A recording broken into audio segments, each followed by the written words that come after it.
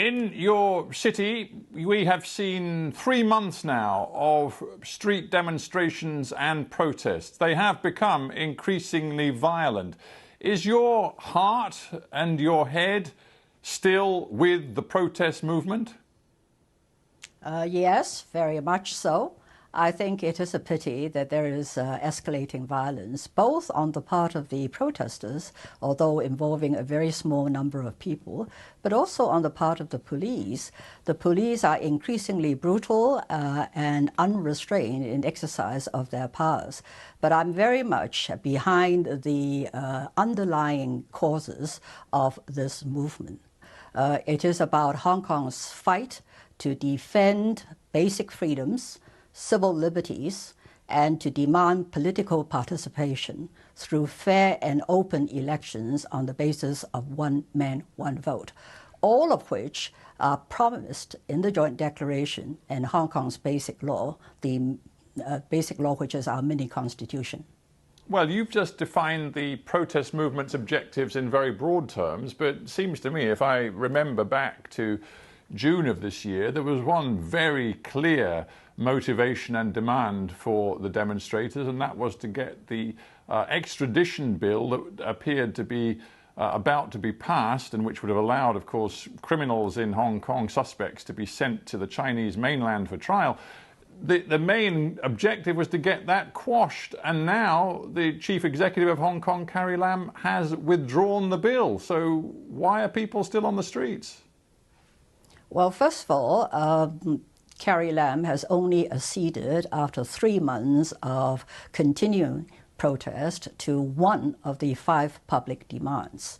You have to look at the underlying concern behind the people's objection to the extradition bill. The extradition bill removes the firewall between the legal system in Hong Kong under the rule of law and the legal system as it exists in the mainland. People felt that they were no longer even safe in their own beds because you could be extradited across the border, face unfair trials, no legal representation, trumped up charges, and made to confess to crimes that you did not commit. Well, understood, Madam Chan, but the news is it's gone. This is a victory for you, but you don't seem to be prepared to take victory for what it really is. I mean, that's why so many people are finding it hard to understand, having won this real victory, why you can't enter a dialogue and take your people off the streets. Very simple reason, because first of all, this withdrawal has come very late in the day after 3 months of protest. The public sentiment has moved from the extradition bill to an even more serious matter, and that is an inquiry, an independent inquiry by a reputable judge into the root causes of this political crisis, unprecedented in Hong Kong's history since the handover, particularly at the excessive use of force by the police. The government insists on entrusting this task to the Independent Police Complaints Council that is heavily loaded in favor of pro-Beijing members. It can only investigate police complaints and not the root causes of this current trouble, much less look into, for example, even the protesters' increasing violence. There are accusations of foreign interference. Well, an independent commission would look into that too. Yes, it just seems to me... Besides that, let me just finish. Besides that, there are 2 other demands. May be difficult for the government to concede, but at the very least, people are now agitating for political participation, for universal suffrage, something, again, which is enshrined in the Basic Law, our mini-constitution. I understand your objectives, but I am, in a sense, talking about the strategy of defiance. Now, in 2014, we saw people on the streets, many of them students, young people, with their colourful umbrellas, and in the end, they kept the demonstrations going for a while. There was some sort of a dialogue which seemed pretty unsatisfactory, but ultimately they went home and got on with their daily lives. This time around, the mentality seems very different. People aren't just carrying umbrellas, They're carrying Molotov cocktails sometimes. They're hurling rocks at the police. They appear intent on confrontation. There is a very different mindset. I don't agree with your description that this is a movement of protest and confrontation. Why is it protest and confrontation when all the protesters are asking for is for Beijing to keep to the promises they made to the people of Hong Kong in the Joint Declaration and in the Basic Law, guaranteeing our freedoms, our civil liberties?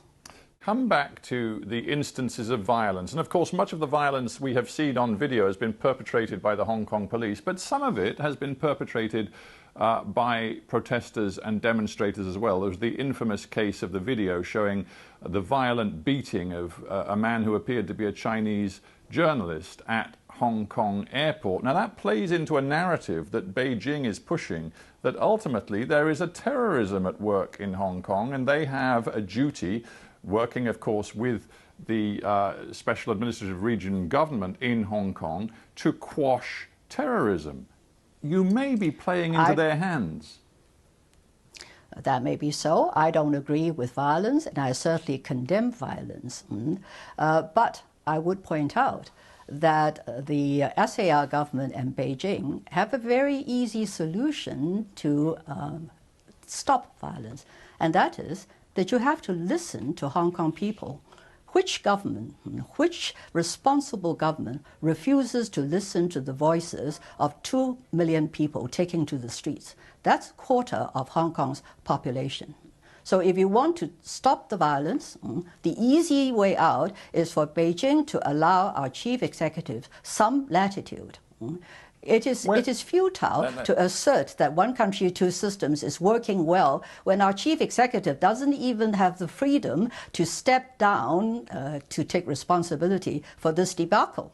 You've labelled Carrie Lam as incompetent and useless and being run effectively direct from Beijing. You clearly think she has no credibility or legitimacy whatsoever.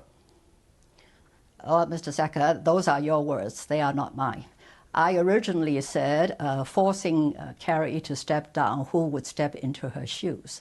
But since she has shown no indication of making some of the very difficult positions to, as it were, lower the temperature and find a way through this current impasse, then she should make way for somebody else. Let me ask you this. There is no leadership at the moment. Effectively, Hong Kong at the moment is a rudderless ship, and the captain has left the bridge. You may say that you don't see Beijing as the enemy, but it seems to me Beijing certainly now sees you as their enemy. If one looks at the state press in China, mainland China, you've been fingered as one of a quote-unquote gang of four very senior Hong Kongers who is said to be orchestrating the protest movement. The highest legal enforcement body in China, the Central Political and Legal Affairs Commission, has accused you and the other three of 14 deadly sins, including colluding with the US and UK and inciting young people in the city. Are you feeling intimidated and frightened right now?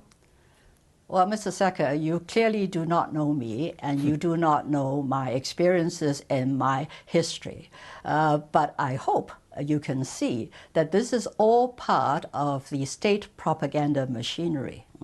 And simply because I don't toe the line and say things that Beijing may not wish to hear, they've mounted this smear campaign, yes, intimidation, harassment, not just only of myself, but of my family members. But the more they do of this sort of smearing, the more they convince Hong Kong people that the only way they're going to have a future is to insist on the faithful implementation of two systems, a system that is entirely different from that in the mainland. Isn't it true that Beijing holds all the cards here? It is going to be arguably the most powerful economy of the 21st century.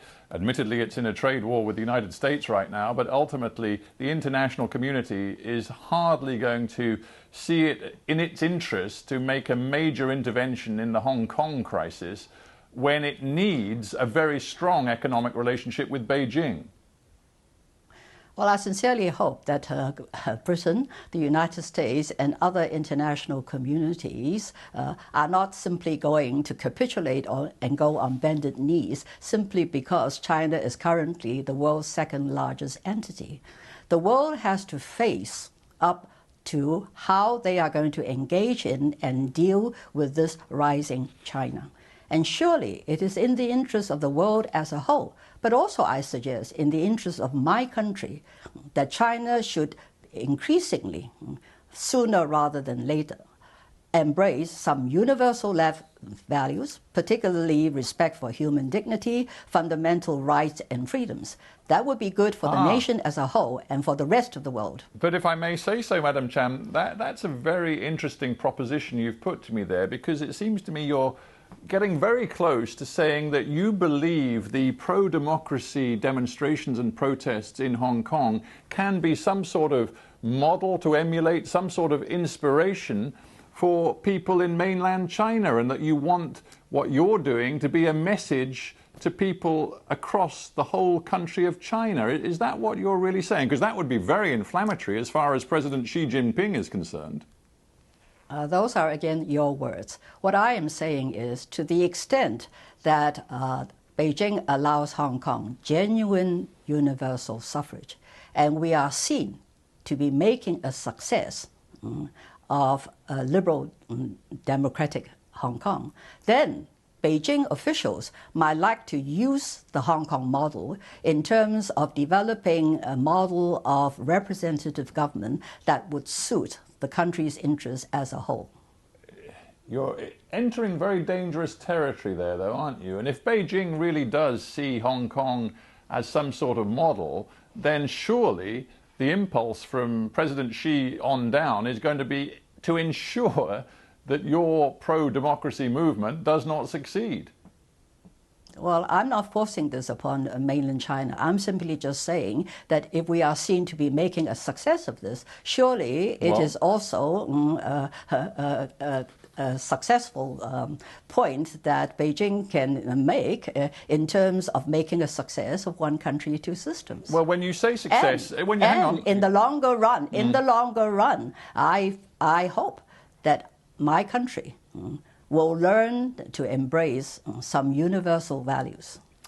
You say success. That is my hope. You say success, but surely many people in Hong Kong will be looking at the current state of the economy, with tourist numbers down dramatically in August as anti-government protests have swept through the city, credit ratings being downgraded, growth figures for Hong Kong being downgraded as well.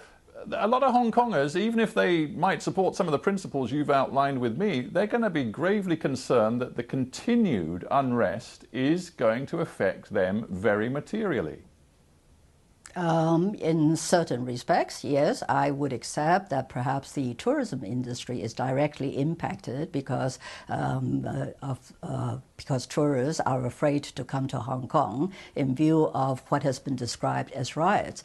But overall, as a small externally oriented economy, Hong Kong cannot escape what is happening worldwide. And surely one of the main reasons for a slowing economy is the ongoing trade dispute between the United States and China. And there are other reasons. It's very convenient to blame it all on the protesters.